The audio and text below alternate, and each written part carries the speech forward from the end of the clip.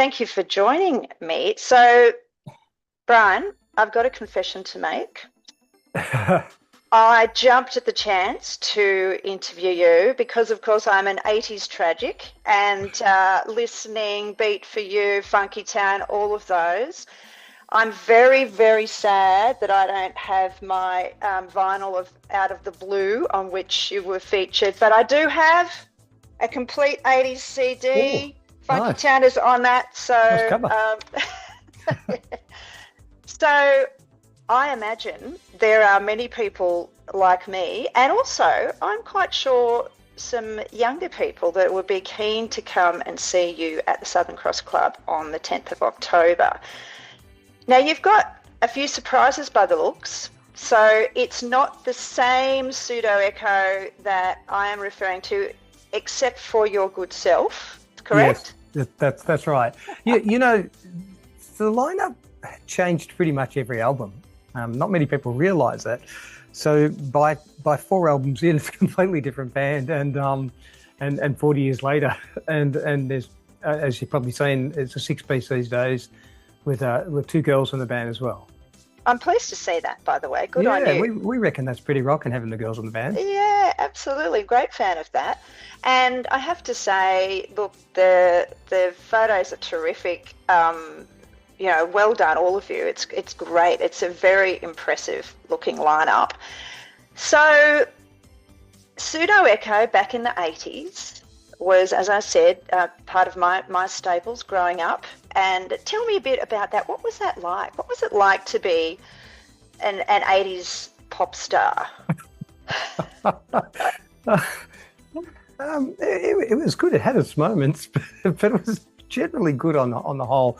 Um, like, I was just a humble kid growing up in the northern suburbs of Melbourne, and I always played in a band. I was in a band when I was about 13 or 14 or something like that. And so by the time I got Pseudo Echo sort of happening, I felt like, I was an old pro by then, and, fresh age of 20, 21, whatever I was.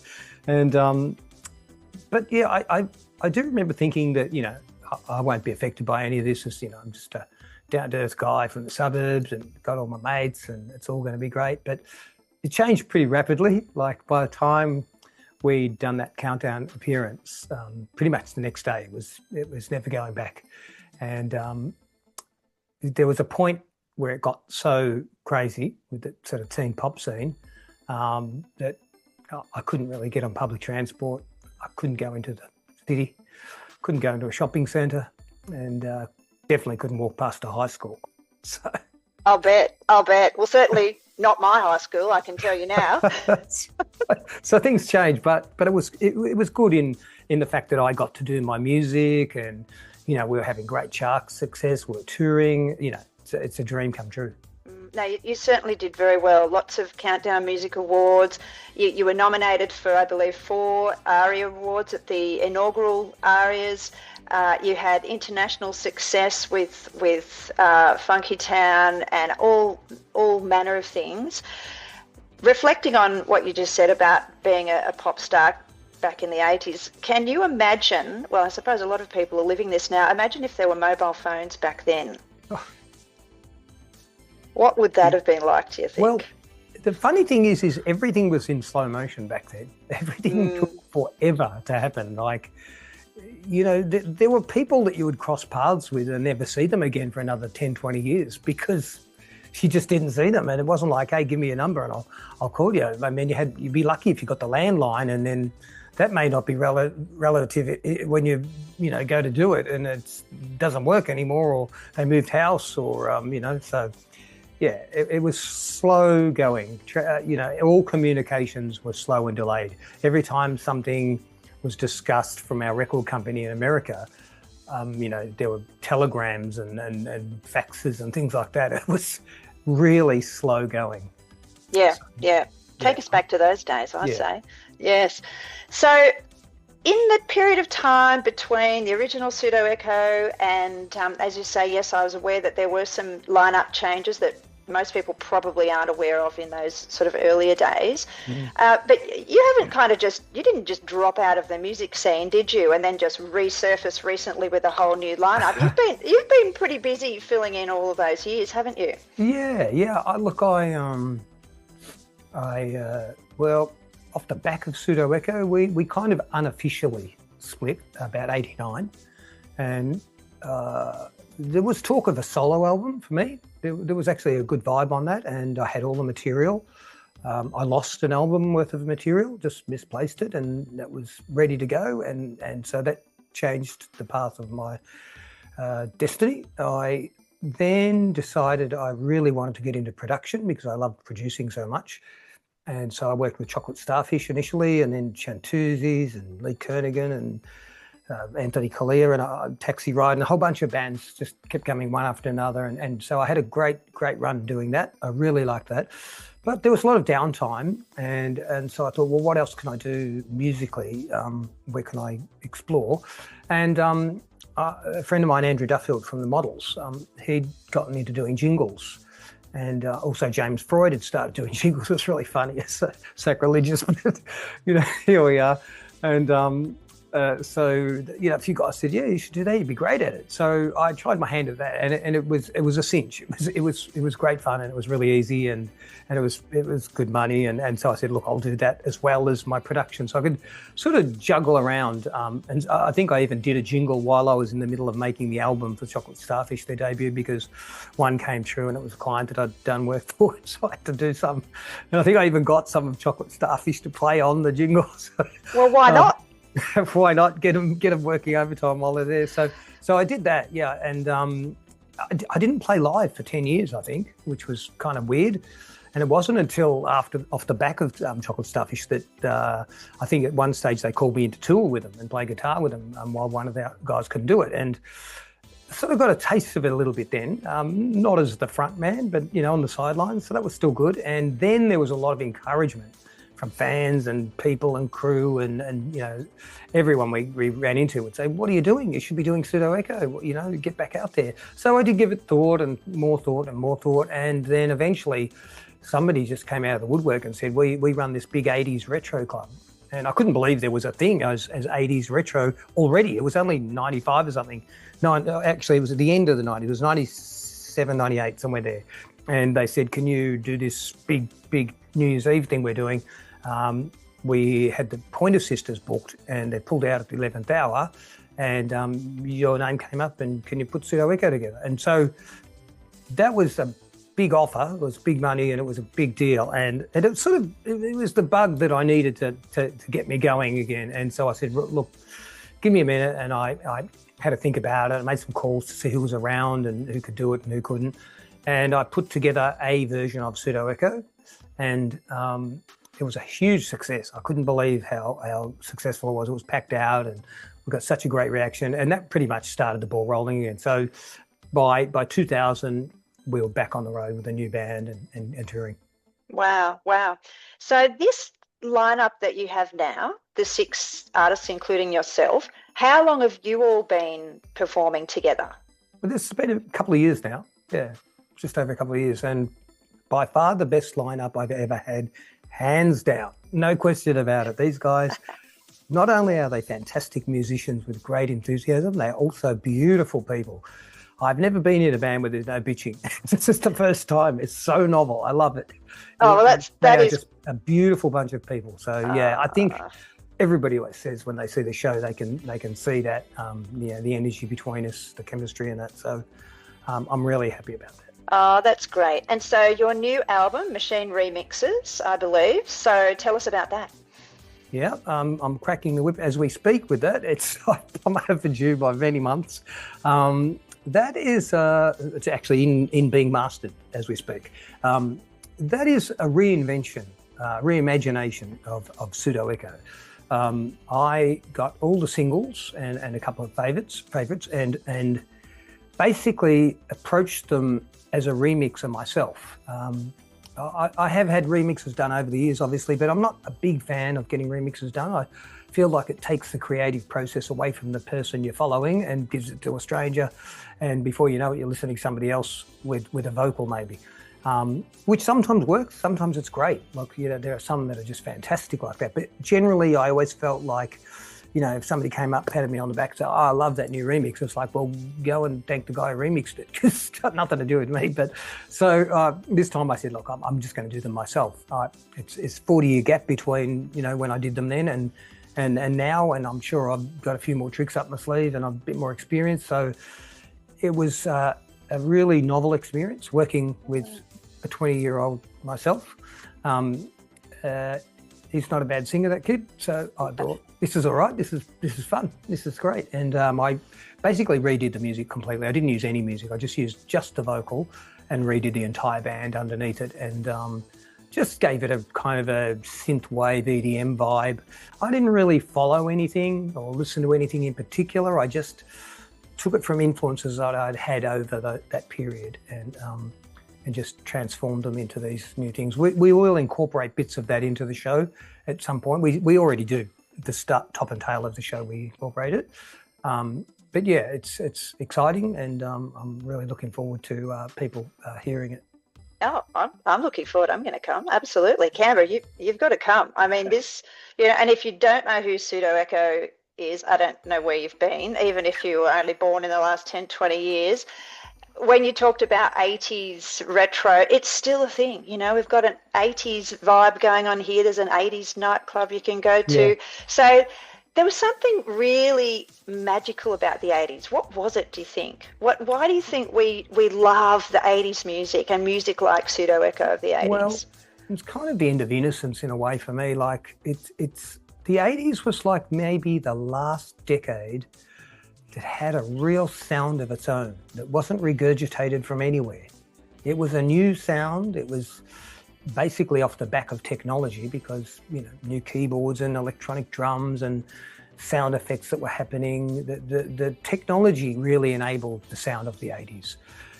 It had a brand new sound. I mean, of course, there was generic music being made in the 80s, you know, your classic rock and things like that. But that new sound that, you know, Spandau Ballet, Duran Duran, Human League, you know, Gary Newman and Ultravox and all those sort of bands.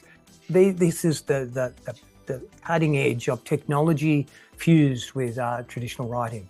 And I think kind of after that, like when I started working with bands in the 90s, they were all being influenced by bands from the 70s. So there was a throwback. There wasn't really a dominant throwback in the 80s. It was about the music then. And I think that's what changed dramatically in music. I think you're right. And I think now as we move further away from the 80s and life is in contrast to what you were saying earlier about slow motion, there's no slow motion about our life now, is there? Everything is so fast.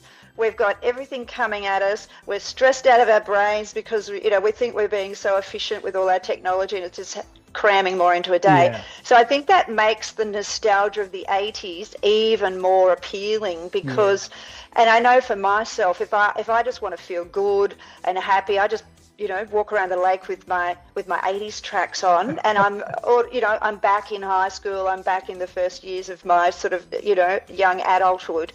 And that's a really beautiful thing. So I don't think you're going to have any trouble filling up your venues. How many venues are you playing at on this tour around Australia? We've sort of already done half, so we've probably got about 20, 30, something like that coming up still. Oh, what fun. And it sounds like you're really enjoying it. Yeah, audiences have been fantastic packing it out. It's been really good. You mentioned 40 years before. Now, 40 years is also relevant this year, isn't it? So what happened? There was a big deal for you guys 40 years ago. Yeah, 40 years ago was the release of Funky Town. So that was just a fork in the road we did not expect. And it really changed our destiny, and it was an incredible twist of fate. You know, we just recorded the Love and Adventure album, and we were touring around the country promoting it. And whilst I was on the tour, taking a break, had a coffee with an old friend who used to be a DJ. And while we were having a coffee, he threw on a record. He goes, "Hey, remember this old tune?" And it's lip sync, Funky Town. And I'm hearing it, I'm going, "Oh my God, this is taking me back." Like I said, I'll tell you a story about this. I said, I first heard this sound Molly Meldrum was DJing in the northern suburbs at a place called the Croxton Park Hotel. And that's where I first heard it, from lip sync. And I remember it just really had an impact on me and influenced me so much in my writing and what I was doing with my band at the time. And then it just went in the back pocket and I never thought about it again until that day. And it seems so nostalgic. It was only 5 years earlier, but when you're 20, that's pretty nostalgic. So the next sound check during the tour, I started just sort of noodling away and kind of playing the little guitar riff and poking on the keyboards and said to the guys, hey, let's jam this. Remember this song? It's really easy. It's got 3 chords or something. So, and not many lyrics, which is good for me. And so we started jamming it. And that night in the encore, we said, let's do Funky Town. Let's throw that in. So threw it in, and we just thought it was a bit tongue in cheek and a bit, bit silly and a bit of fun, But it brought the house down. We couldn't believe the response. So it stayed in the encore song in that spot for the rest of the tour. By about the end of the tour, there was so much talk about us doing this song. Even one of the head, Lee Simon, the head of Triple M at the time, stopped me in a corridor at our management office we used to share with Triple M, and he said, "Oh, you've got to release that song. It's a smash, And so there was so much positive energy towards it that we said, okay, let's do that. So I took the reins as a producer, first time officially. I was always kind of the producer, but first time officially, and I had lots of ideas, and it was real fun. We laid it down. We had great pre-production work done on it, and we had so much experience playing it live by then that we really thought we knew what the audience wanted to hear.